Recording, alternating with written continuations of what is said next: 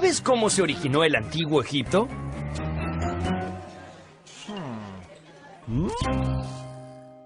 El ciclo del Nilo. Cuando nombramos a Egipto, 3 imágenes saltan a la mente. Las pirámides, el desierto y ese largo e imponente río llamado el Nilo. ¿Lo conocen? Pero empecemos hablando de ese inmenso mar de arena conocido como el desierto del Sahara. Este lugar al norte de África no invitaba a nadie a instalarse allí. Sin embargo, hace miles de años, un cambio climático trajo abundantes lluvias al corazón de África.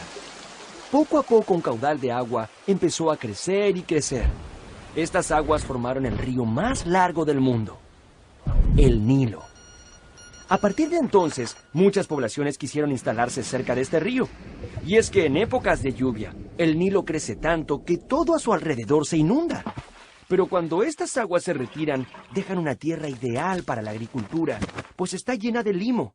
Y el limo es uno de los mejores fertilizantes que existen. Durante los siguientes miles de años, muchas poblaciones que antes eran nómades empezaron a construir sus hogares alrededor del Nilo. Así nació el antiguo Egipto, una tierra habitada por hombres y mujeres que rápidamente aprendieron a sembrar y recolectar alimentos en abundancia, sin la necesidad de mudarse de un lugar a otro. También aprendieron a domesticar muchos animales. Mami, ¿tenemos que volver a irnos? No, querido, ya no será necesario. Los egipcios necesitaron mucho ingenio para aprovechar las crecidas del Nilo en su beneficio. Para eso, inventaron un sistema de riego en el cual tenía que participar toda la comunidad. Así surgieron oficios como el del agrimensor, algo parecido a los ingenieros modernos. Los agrimensores medían las tierras y planeaban cómo hacer los canales de riego y muchas otras cosas. Fueron los primeros en aplicar cálculos de aritmética y geometría para construir grandes obras. El Nilo trajo a los egipcios otro impresionante beneficio: el comercio. Y es que en sus aguas era muy fácil navegar, así que todo aquel que tenía un barco a mano podía recorrerlo de arriba a abajo. El río se convirtió en una gran autopista a través de la cual los pueblos que estaban en sus orillas comerciaban entre ellos. Esto trajo grandes riquezas para los egipcios. Y así empezó a gestarse esta gran civilización. Todo gracias a este gran río. Egipto, 3000 años de historia. Hace miles de años, gracias al desarrollo del comercio y la agricultura, algunas aldeas que estaban en las orillas del Nilo se volvieron muy ricas y poderosas. Fue así que empezaron a surgir importantes ciudades a lo largo del río. Casi 3000 años antes de Cristo, el rey Menes unificó los reinos del Alto y del Bajo Egipto y fundó su capital en Menfis. El símbolo del Alto Egipto era una corona blanca y el del Bajo Egipto una corona roja. Así nació la doble corona de los faraones. Este fue el comienzo de un gran imperio que perduraría por miles de años.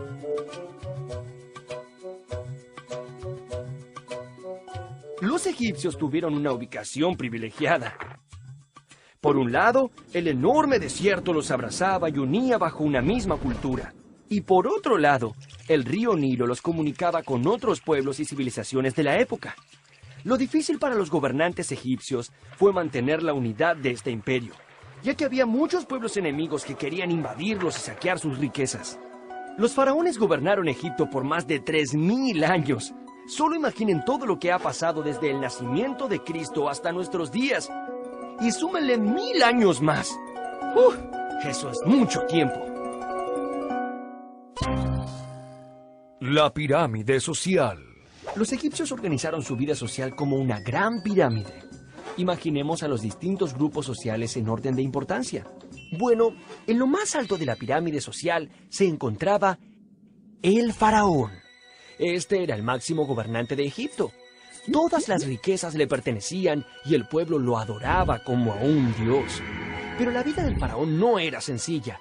También era su obligación controlar el orden y la economía del imperio, las leyes de la naturaleza, las estaciones, las crecidas del Nilo, los movimientos de los planetas. No era poco trabajo para una sola persona. Los sacerdotes eran la segunda casta en importancia y se ubicaban en nuestra pirámide justo debajo del faraón. La principal actividad de los sacerdotes era servir a los dioses en cada uno de los templos y les realizaban un servicio diario de ofrendas y rituales. Debajo de los sacerdotes se encontraban los escribas, cuya gran habilidad era saber escribir. Aunque ahora todos aprendamos a escribir desde muy chicos, en el antiguo Egipto, solo unos pocos privilegiados podían tener el acceso al aprendizaje de la escritura. En Egipto se escribía con unos signos sagrados llamados jeroglíficos. Los jeroglíficos eran dibujos. Cada uno tenía un significado. Eso parece difícil. Aunque los símbolos llegaban a ser más de 700, su escritura se regía por principios claros y sencillos. El cuarto lugar en nuestra pirámide lo ocupa el ejército, los encargados de proteger y asegurar la unidad del imperio. Adelante, muchacho. Gracias. Algunos pueblos vecinos intentaron invadir Egipto, lo que hizo que el ejército se perfeccionara para detener estos avances. Pero a medida que el gobierno de Egipto se fue haciendo más fuerte, surgió una idea. Oigan, ¿y por qué no extender el territorio? ¡Es muy buena idea! Así fue como el ejército, bajo el mando de distintos faraones, comenzó campañas militares para invadir territorios, sobre todo en Palestina, Siria y Nubia. Uno podría pensar que con tanto trabajo, en tiempos de paz, el ejército se dedicaría a descansar. Pero en el antiguo Egipto siempre había algo que hacer. En el caso de los militares, cuando no había enemigos que enfrentar, se dedicaban a tareas como la excavación de canales de riego o el transporte de grandes bloques de piedra hasta el lugar de las obras. ¡Vamos, tiren! Y finalmente, en la base de la pirámide, se hallan los comerciantes y los artesanos, luego los campesinos y en la parte más baja, los esclavos, quienes tenían a su cargo la realización de las tareas más pesadas. Obras colosales. Ha llegado el momento de hablar de las pirámides, el principal símbolo del antiguo Egipto. Las pirámides esconden también grandes misterios y preguntas que aún hoy no podemos responder. Ingenieros en la actualidad apenas pueden imaginarse cómo fueron construidas. A pesar de esas preguntas sin respuestas, hay cosas que sí sabemos. Los faraones debían dedicarse a cultivar su eternidad, por lo cual muchos de ellos construyeron monumentos colosales, acordes con su grandeza, como el templo de Karnak, cuyo recinto comprende 3 santuarios y es uno de los conjuntos religiosos más grandes y antiguos del mundo. O como la pirámide de Keops, una de las más importantes, que fue construida a lo largo de 23 años de constante trabajo. En el antiguo Egipto, el viaje de los muertos hacia su destino final podía ser largo, pero allí, al final del camino, se encontraba el dios Osiris. Así que muchos muertos se iban bien preparados y acompañados de una gran cantidad de bienes. Mientras más alimento acompañaba al muerto, más posibilidades tenía de llegar a su destino sin morirse de hambre. El arte en el antiguo Egipto. Las pinturas del antiguo Egipto son tan particulares que todos podemos reconocerlas. ¿Por qué los egipcios en los dibujos miran siempre hacia los costados? Los artistas egipcios poseían un modo particular de representar la vida. No les importaba la belleza, sino la perfección. Crea tu propio egipcio. Por eso, dibujaban de memoria, pero siempre siguiendo reglas muy estrictas que aseguraban la perfecta claridad de todos los elementos. Por ejemplo, dado que la cabeza del ser humano se ve y se reproduce más fácilmente de perfil, no dudaron en dibujarla siempre de costado. En cambio, los ojos siempre eran pintados como vistos de frente. Digamos que el resultado eran ojos que miraban de frente en una cara que miraba para un costado. Aquí va otro ejemplo. El pecho y los hombros eran reproducidos mucho mejor de frente, pero los brazos y los pies en movimiento eran representados con mayor claridad de costado. Por esta razón, en esas representaciones, las figuras humanas aparecen planas y al mismo tiempo contorsionadas, casi como si las hubiera arrollado un carro. Aunque claro, no había automóviles en esa época. ¿Se han preguntado por qué los dibujantes representaban siempre al faraón en un tamaño más grande? Bueno, era simple. A mayor jerarquía, mayor tamaño. La ciencia del antiguo Egipto. Los antiguos egipcios fueron grandes matemáticos y científicos. De hecho, a ellos se les debe el calendario de 365 días con cada día dividido en 24 horas. Es ese mismo calendario que hoy usamos para saber en qué día de la semana estamos o cuándo empiezan las vacaciones. Entre todos los científicos del imperio, hubo uno que se destacó por toda la eternidad. Fue Imhotep, el sabio. Imhotep fue el fundador de la medicina egipcia. Se desempeñó como sumo sacerdote y visir del faraón Zoser, a quien le diseñó la primera pirámide escalonada, con la que se convirtió también en el primer arquitecto conocido de la historia. Los médicos eran muy queridos y respetados. En Egipto se escribieron muchos papiros médicos que fueron pasando de generación en generación, ampliando el conocimiento sobre las enfermedades. Gracias a estos papiros, sabemos que ya ellos tenían como nosotros ahora médicos especialistas para tratar las diferentes enfermedades de la piel, de los huesos, de los dientes y del corazón, entre otras. Sabemos también que conocían las partes del cuerpo, las venas y las arterias más importantes, y que utilizaban cientos de fórmulas para fabricar las medicinas necesarias para curar enfermedades, y que tenían muchos instrumentos que utilizaban en operaciones. Por supuesto, los médicos cuidaban de la vida, pero también de la muerte, inventando las estupendas momificaciones que los hicieron famosos. Así que, ya ven, las momias eran grandes pacientes y, sobre todo, sumamente obedientes a la hora de mantenerse quietas. La egiptología. Siglos de historia os contemplan. Esto fue lo que dijo Napoleón a sus tropas al pie de las pirámides.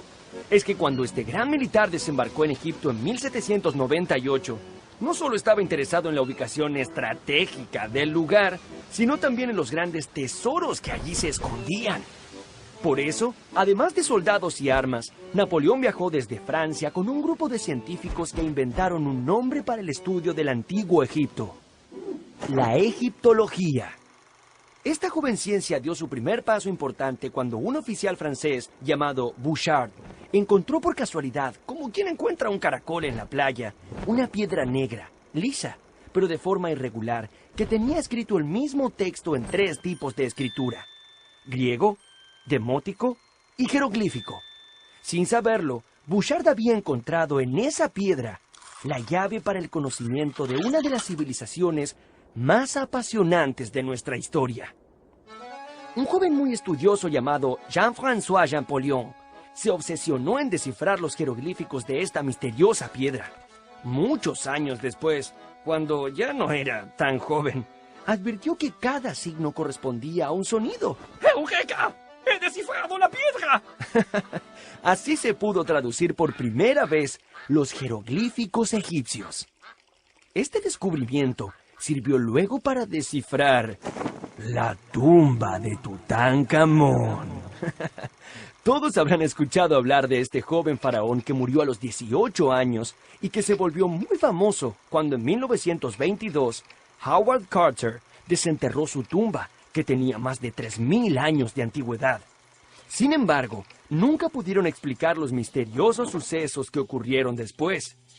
En el mismo momento del descubrimiento, hubo un apagón general en el Cairo.